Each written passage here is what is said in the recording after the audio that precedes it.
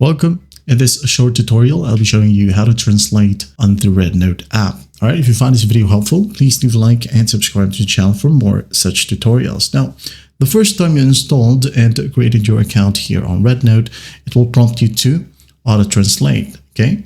You have two options in there, it says agree or not, okay?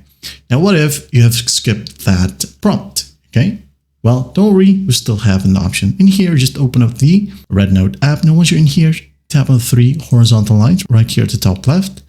Now tap on settings at the bottom right, okay?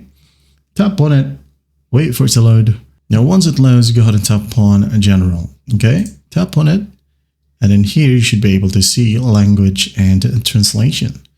Tap on it. Now, as you can see here, we have a ton of options. And as you can see, mine is already auto-translated. Now, if yours is toggled off, just tap on the slider to turn it on. And once done, don't forget to tap on save right here at the top right.